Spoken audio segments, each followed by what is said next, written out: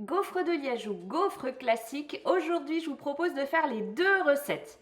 L'une est croustillante et sucrée avec ses morceaux de sucre perlé qui caramélisent à la cuisson. L'autre est légère et moelleuse avec une pâte liquide qui donne des gaufres fines et aérées. Alors, laquelle allez-vous adopter? Restons ensemble pour découvrir comment les réaliser et peut-être trouver votre préféré. Alors, je commence par diluer de la levure de boulanger sèche. Vous pouvez aussi opter pour de la levure fraîche. Avec du lait entier, attention, il doit être tiédi, pas chaud. Sinon, adieu l'effet de la levure et adieu vos gaufres moelleuses.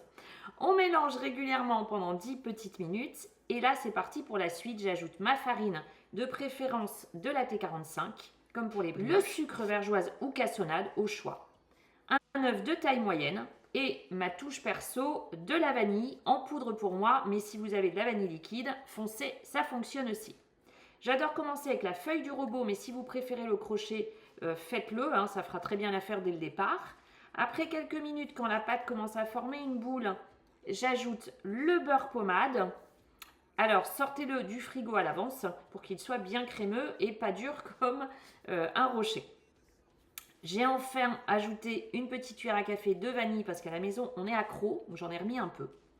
Avec la feuille, c'est pas toujours évident, donc je termine au crochet pour bien décoller la pâte des parois.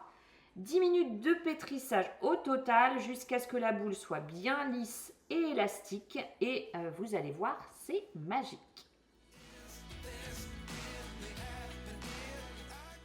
Je recouvre mon bol avec un couvercle ou un film alimentaire et je laisse pousser 1 à 2 heures selon la température de la pièce. Donc l'hiver, soyez patient, ça peut prendre un peu plus de temps. Jusqu'à ce que la pâte double de volume. Ensuite, je dépose ma pâte sur le plan de travail, je l'aplatis un peu pour la dégazer et là, le moment clé, j'incorpore le sucre perlé. Bien répartir pour que chaque gaufre ait son petit croustillant caramélisé parce que oui, c'est ça qui fait vraiment toute la différence.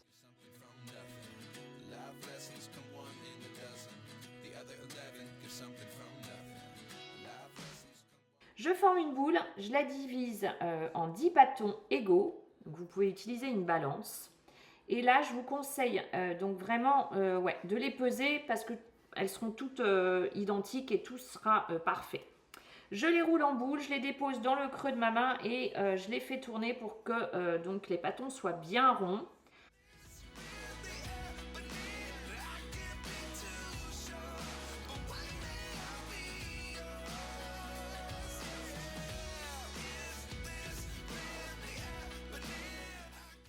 Un torchon par-dessus et 20 minutes de repos avant la cuisson.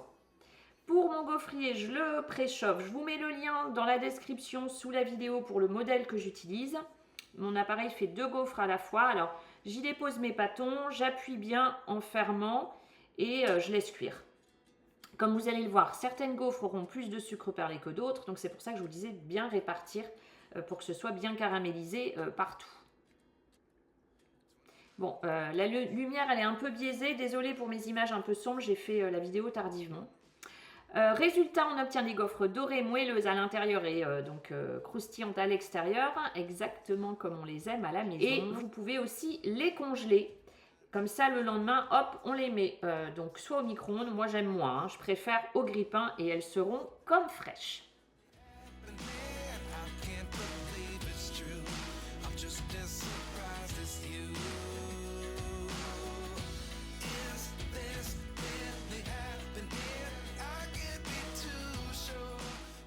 Pour la deuxième recette, je commence par faire fondre le beurre. La recette conseille de le chauffer à la casserole plutôt qu'au micro-ondes.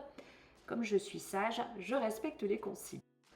Dans un grand saladier, je verse la farine, la levure chimique et le sucre. Et je mélange bien. Pas besoin de fouetter pendant des heures, un petit coup de cuillère ou de fouet suffit à ce stade.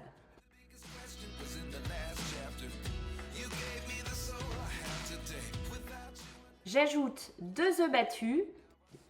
J'ai utilisé un mélange de beurre doux et beurre demi-sel, donc je ne vais pas ajouter le sel. Mais normalement, il faut mettre du sel dans la recette, je vous mets tout en descriptif. Le secret pour éviter les grumeaux, j'incorpore le lait progressivement comme pour une pâte à crêpes. Un peu de lait, je mélange, encore un peu, je mélange et ainsi de suite, jusqu'à ce que tout soit bien lisse. Résultat, on obtient une pâte très fluide et sans le moindre grumeau.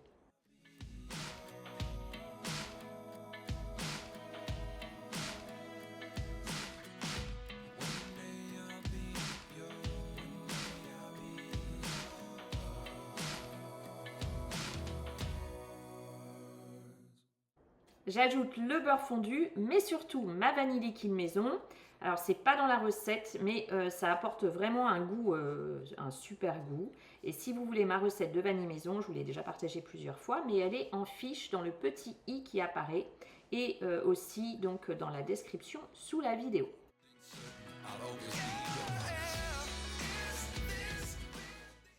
Une fois la pâte prête, direction le frigo pour 1 heure de repos. Ça permet aux arômes de bien se développer et à la pâte de gagner en texture. Donc patience, patience. Après le repos, je sors ma pâte, je préchauffe mon gaufrier et si besoin je le graisse légèrement avec un pinceau. Ça c'est à vous d'adapter selon votre appareil. J'ai un peu tâtonné sur les quantités pour les premières gaufres. Je ne savais pas encore comment ça allait gonfler.